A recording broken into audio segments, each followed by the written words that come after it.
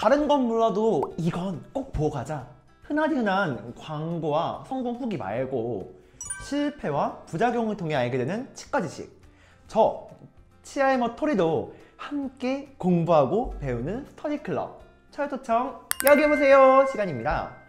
오늘도 저희 철도청 스터디 회원 여러분들 다들 출석하셨나요? 저희 회원가입은 구독으로, 출석은 좋아요로 하는 거 다들 잊지 않으셨죠? 이 금리가 네 치아냐? 아니면 이 아말감으로 된 것이 너의 치아냐? 그것도 아니면 이 임플란트? 네, 여러분, 임플란트 잘 아세요? 오늘 저희 이 스터디 클럽에서 다룰 과제가 바로 이 임플란트에 대해서인데요. 자, 임플란트 무엇인지 저만 잘 모르나요? 그래서 저도 한번 공부를 해왔거든요. 이 오늘의 이야기, 임플란트에 대해서 이야기를 하기 전에 잠깐, 나는 아직 20대라서 임플란트는 딱히 고민해야 되나? 라고 생각하시는 분들도 꼭 영상을 시청하셨으면 좋겠습니다. 저도 그런데 저희 어머니 임플란트 수술 하셨거든요.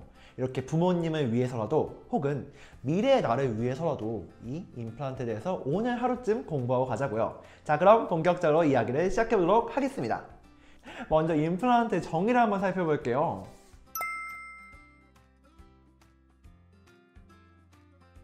네, 인체에 전혀 해가 없다. 정의만 보면 이 손상된 치아를 회복시키는 엄청난 수술인 것 같죠. 근데 이 재료가 해가 없다고 해서 무조건 괜찮을까요? 그것도 그게 아니란 말이죠. 이 임플란트의 부작용이 저희 카페 내에서도 정말 많은 사례로 올라오고 있습니다. 임플란트는 거의 반영구적인 수술이다 보니까 정확한 진단을 통해 치료해야 하는데 이 그렇지 못한 경우에 많은 분들이 부작용을 호소하고 있더라고요. 내 잇몸 상태, 그리고 턱 관절 상태, 이것들을 제대로 파악하지 못하고 진행하거나 이 시술 과정에서 신경이 손상되는 경우 혹은 이 크라운 제작이 잘못된 경우 부작용이 일어나는 경우의 수는 정말 많이 이야기할 수가 있어요. 그럼 이제부터는 구체적으로 철도청 카페 내에 있는 사례를 바탕으로 한번 이야기해 보도록 하겠습니다. 첫 번째 사례입니다.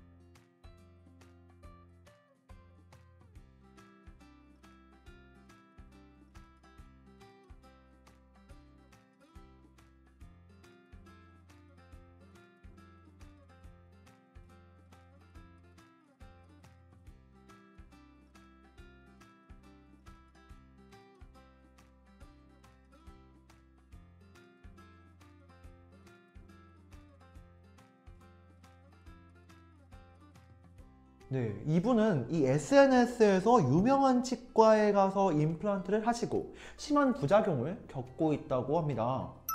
뼈 이식 실패에 염증에 잘못된 신경치료까지 받아서 아휴 10개월 동안 이 제대로 된 치료도 못 받고 글만 봐도 저까지 막 소름 끼치는 것 같아요. 빨리 다음 두 번째 사례 한번 살펴보자고요.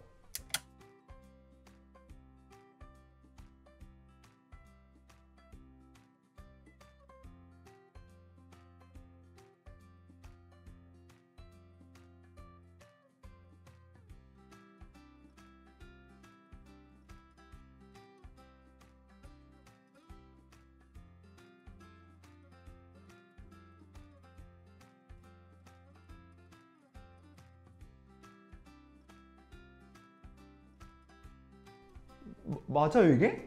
천만 원이요? 천만 원이라는 거금을 들였는데 상악 전체 임플란트를 했는데 밥도 못 드시고 우울증, 불면증에 공황장애까지? 소비자 보호는 뭐하고 있었대요? 별다른 도움도 안 됐다고요?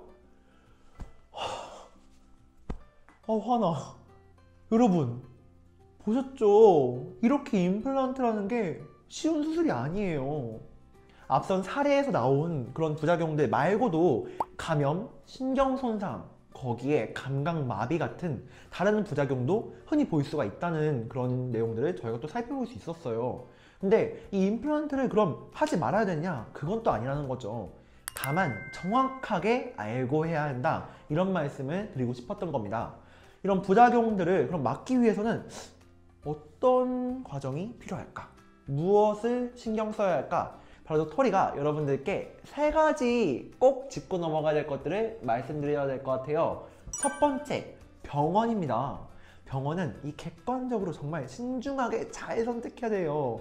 요즘 임플란트 하면은 제일 먼저 떠오르는 게 비싼 가격이잖아요. 그러다 보니까 많은 치과에서 말도 안 되는 가격을 프로모션으로 내세우고 있는데, 이런 가격에 쫓기다 보면은 저희 충분한 임상 경험과 신뢰가 있는 그런 의료진들을 놓칠 수가 있다는 말이에요.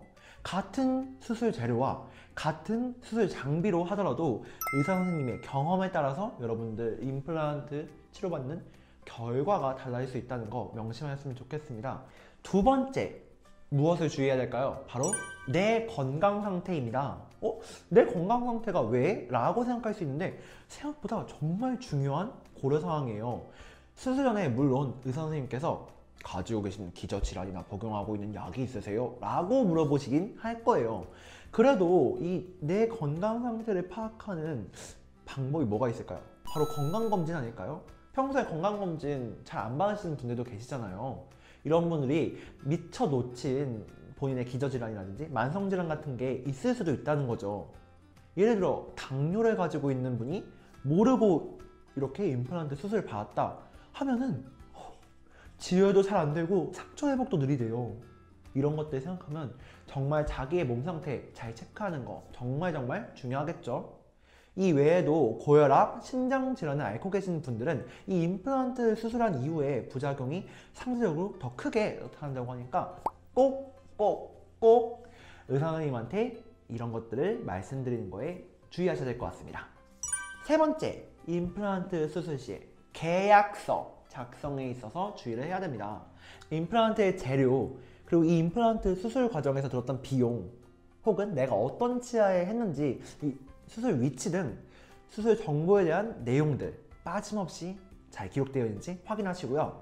또 이 수술 후에 사후 관리는 어떻게 잘 이루어지고 있는지, 이런 것들 한번 잘 체크해 보셔야 될 것 같습니다. 이렇게까지 하면 다 끝난 걸까요?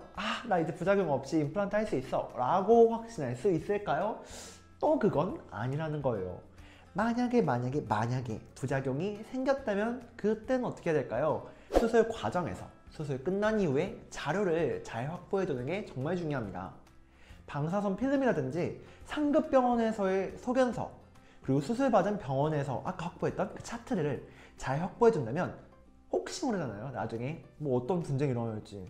그런 상황에서도 저희 유리하게 작용할 수 있으니까 미리미리 준비해서, 뭐 유비무환이란 말이 있잖아요. 나쁘지 않겠죠?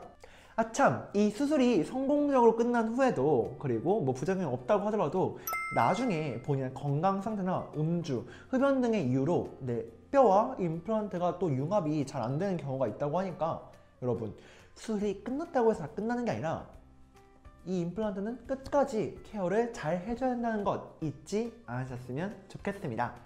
여러분, 이 임플란트 수술은 계속 이야기했잖아요.